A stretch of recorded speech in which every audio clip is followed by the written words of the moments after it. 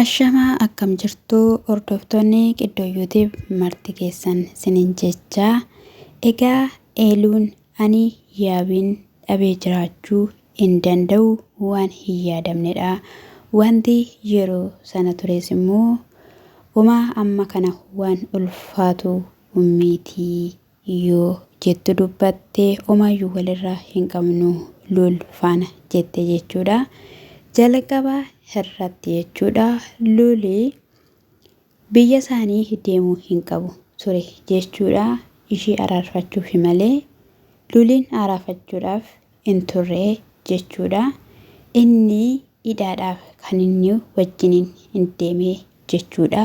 Amma lachan isaaniiyyuu balleessaa qabu jechuudha. Keessattuu eeluun jechuudha. Baay'ee ariifatteetoo jirti jechuudha. Namni gaafa hiriyaan kaleessaa sun fidee dhufee akkamittiidhaan dhuftee akkasumas immoo ammayyuu onnee kee keessa jirti jaalallishii jechuudhaani isa faana mari'attee walii galtee turte jechuudha. Eeluun immoo yeroo baay'ee simmeetaawwii taate jechuudha. Simmeetaawwiin immoo yeroo tokko kan kooti kan jedhan nama dhabsiisaatoo jira jechuudha. Egaa inni yeroo darbee mana isaa keessatti guyyoota lamaadhaaf ishii kadhachaa dhiifa manaa godhii ani sitti deebi'uun barbaada jechaanii akka inni ture ni beektu jechuudha. Ishiin garuu diddee hin fedhu hin barbaadu jettee akka gara mana ishiitti galte ni beektu. Yeroo ishiin isa bira guyyaa lama turte lul mana ishii keessatti dhukkubsachaa ture jechuudha. Dhukkubsataa yoo ta'e yoo isaan wal lolaniyyuu ishiin hiriyaashee kana faana wal loltee jirti waan ta'eef dargaggeessa kanaan matumayyuu mana ishiitti galfachuu hin qabdu turte yookiin immoo galchuu hin qabdu. Ammam hiriyaa haa ta'u ammam ishiidhaaf haa dhadhatu jechuudha. Yeroo kanatti namootuma ala dhaabbatanii akkasumallee jechuudha waa'ee isaanii hordofaa jiraniif hin shakku jechuudha. Innis kan agarsiisaa inni jiru akka eeluu irraa simmeetii qabudha jechuudha. Eenyu biroo lul jechuu kooti dhiifama. Kanaaf iyyuu egaa yeroo duraallee gaafadhee ture hani isaanis gaafadheera si'inis gaafadheera. Akkasuma immoo lul siif simmeetii qabaa gaafa inni jedhuuni mucayyoon jalqaba irratti si wajjiniin turtee fiddee dhuftee jennaani isaa maal si dhibee aniifatti kana booda waliidhaan jiraachuu hin dandeenyu bakkitti wal arginus hin jiru yoo na barbaaddeetta ta'e miseejii na barreessuu dandeessa anaan na dubbisuu dandeessa malee obboleettii koo bira wanti si geessu hin jiru yoo jedhu dubbate yeroo wayii jechuudha. Obboleettiin humti yaabkuun mana deemtee eeluu akka isheen kadhattee ni beektu carraa tokko kenniif jennaani ani dubartiidha atis dubartiidha yaada koo kana naaf hubachuu hin dandeessu jette jechuudha. Eeluunii jechuudha.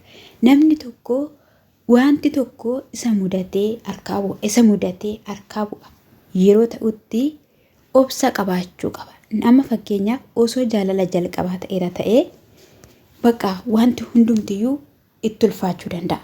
Eeluu jechuun nama jaalattee beektu nama jaalala argitee beektudha jechuudha. Yeroo immoo akkanattidhaanii jala akkas ta'u bakka namatti dhagahama jechuudha.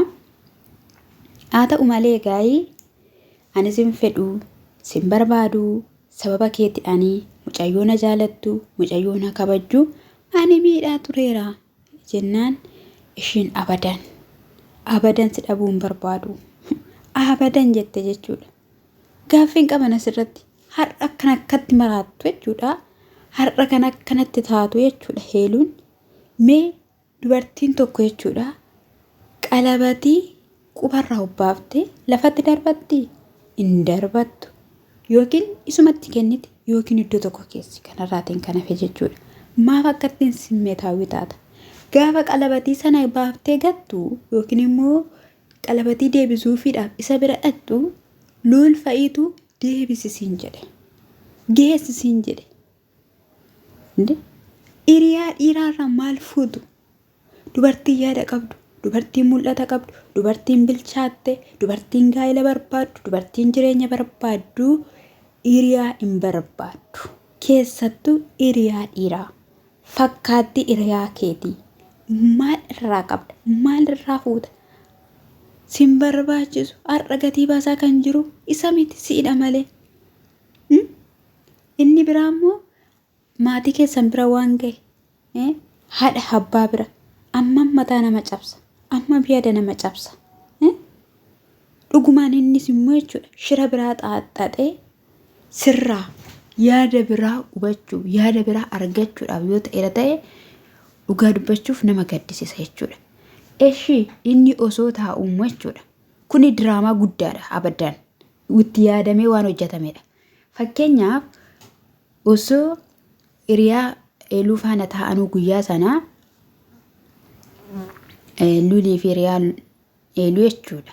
Yaabii fi eeluun dhufanii xiqqoo ishee turanii luuliin ka'ee deemee achi booddee immoo shaanxaa ishee fudhattee deemte jechuudha. Namni shinti beetiin dhaqeetta jirratti. Shinti beetii namni dhaquu hiriyaadha abbaa manaadha jettee jirti. Isatti kennameetu shinti beetii dhaqama moo boorsaan qabatameetu kan shinti beetii dhaqama. Seeras achi hiriyaan jirti jechuudha. Isa biraan immoo dhaabatanii akka viidiyoo sanarratti mul'atetti walaammatanii fa'iidha kan inni jiru jechuudha. Akkas ta'uu qaba moo maalidha? Moo hojii hojjechaa jirtu? Dhuguma hojii hojjechaa jirta taanaan immoo jechuudha akkatti yeroo darbatamtu immoo nama hin gaddisiisu. Namatti dhaga'amu maaf akkas taatu mee? Jalqabumayyuu immoo akkamittiin namicha kanarraa jaalalleessa qabuu danda'e?